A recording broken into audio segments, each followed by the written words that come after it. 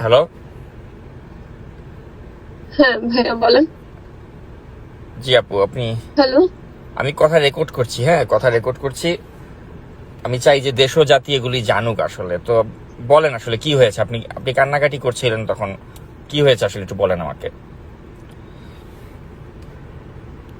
ভাইয়া আমি আমি স্ট্যাটাসটা দিছি তাসনবাকে সেভ করার জন্য। মানে আমি আমি যদিও জানি যে আমি আমি অনেক গুছায় কথা বলতে পারবো না। ওরা আমাকে নিয়ে অনেক বাজে বাজে কথা গ্রুপের মধ্যে লিখতেছে যে আমি আমি নাকি ঢলে ঢলে ছেলেদের কাছে পড়ে পড়ে পোস্টের জন্য নাকি আমি এরকম করি। আমি আমি নাকি আমি বেশ্যা। আমি নিজে নাকি এটা স্বীকারোক্তি দিচ্ছি, যেহেতু আমি যে নারীদের যাত্রা মৈত্রী যাত্রাতে অংশগ্রহণ করছিলাম, ওইখান থেকে একটা ক্লিপ নিয়ে তারপর একটা গ্রুপে আদান প্রদান করতেছে আর বলতেছে যে আমি নিজে স্বীকারোক্তি দিছি আমি বেশ্যা। আমার সাথে নাকি ওয়াকারের খারাপ মানে পেট রিলেশন আছে। আমি নাকি স্বামীর ভাইয়ের সাথে আমার বয়ফ্রেন্ড লাগে খুব বাজে বাজে কথা। আমি নাকি বিদেশে পাচার করি। আমি এই এনসিপি তে ঢুকছি উদ্দেশ্য নিয়ে বিদেশে পাচার করার জন্য। আমি মানে আমার আমার চরিত্রকে যা ইচ্ছা তাই বলতেছে। একটা মেয়ে নিয়ে ওরা এত জঘন্য ডিসকাশন করতেছে, মানে আমি আমি বোঝাতে পারবো না। আপনি কি নাহিদ ইসলামকে বলেছেন? কথা ঘুমের কাছে কালকে আপনি নাহিদ ইসলামকে বলেছেন এগুলো, নাহিদকে? আমি না, আমি তো নাহিদের সাথে আসিফের বাসায় ঈদের দিন কথা হয়েছে।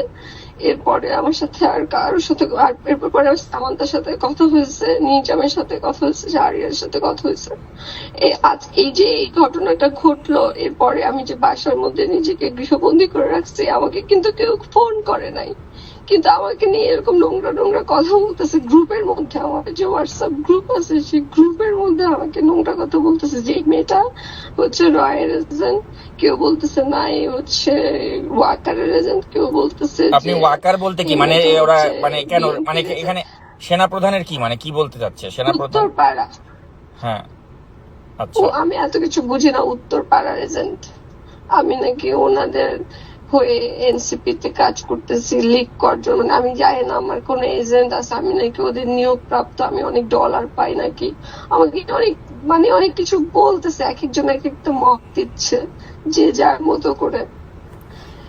কিন্তু আমি আমি আমি সত্যি সত্যি এনসিপি কে আমি জাস্ট মানে আমি চাইছি, আমি মনে করছি যে আমার দেশের প্রতি কন্ট্রিবিউশন করা দরকার, আমার কন্ট্রিবিউশন রাখা দরকার। আমি চেতনাকে ধারণ করি বা আমার মধ্যে যেটুকু কোয়ালিটি আছে আমি আমি সেইটুকু কোয়ালিটি দেশের জন্য দিতে চাই। এই জন্য আমি এনসিপি তে গেছি। এনসিপি তে আমি যেতে চাই না। আমি বলছি যে এনসিপি তখন হয় না, আমি তাসনোভাকে আর তুষারকে দুইজন আমাকে নিয়ে গেছে।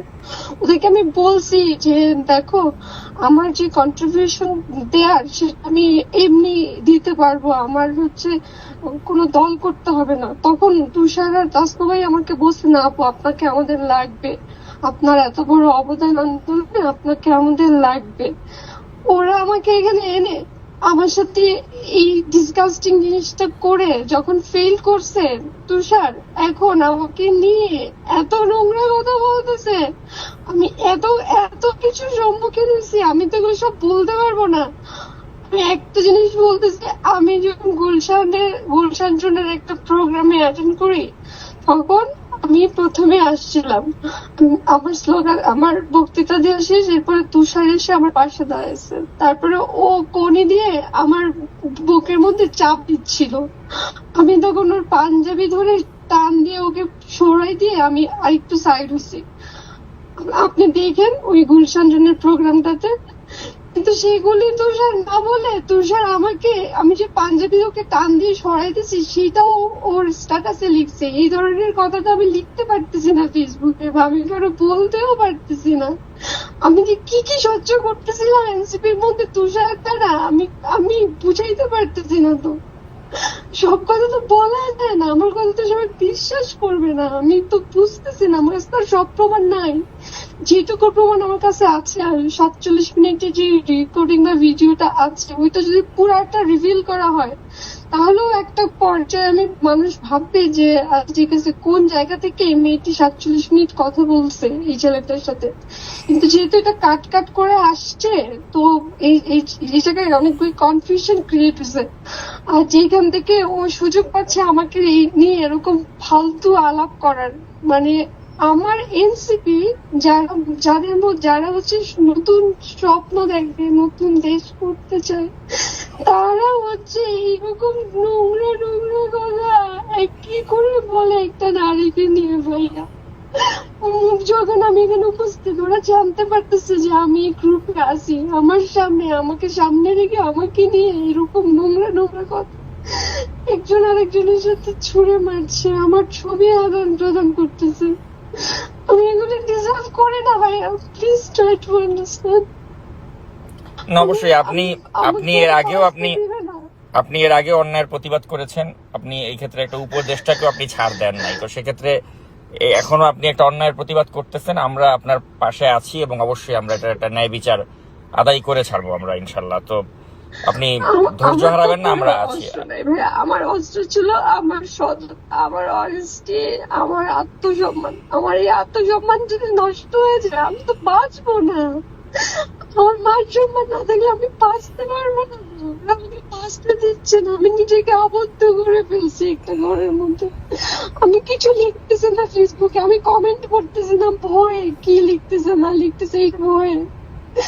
ওরা আমাকে বাঁচতে দিচ্ছে না। তো অনেক মতো একদিন বলছে আপু আপনি কি পরে লাগাতে দিচ্ছিলেন এরকম, আপনি মানে তার মানে কি যেন বলতেছে, মানে খুবই নোংরা কথা বলতেছে, আমি এগুলো বলতে পারবো না, আই ক্যান নট এক্সপ্লেইন। ঠিক আছে, আপনি একটু শান্ত হন, আমরা দেখি, আমরা অবশ্যই এটার একটা বিচার আমরা আদায় করে ছাড়বো এবং আপনি শান্ত থাকেন, আমরা দেখি এটা নিয়ে কি করা যায়। আমরা এটার একটা অবশ্যই আমরা ন্যায় বিচার আপনার জন্য আমরা আদায় করার চেষ্টা করবো আমাদের জায়গা থেকে।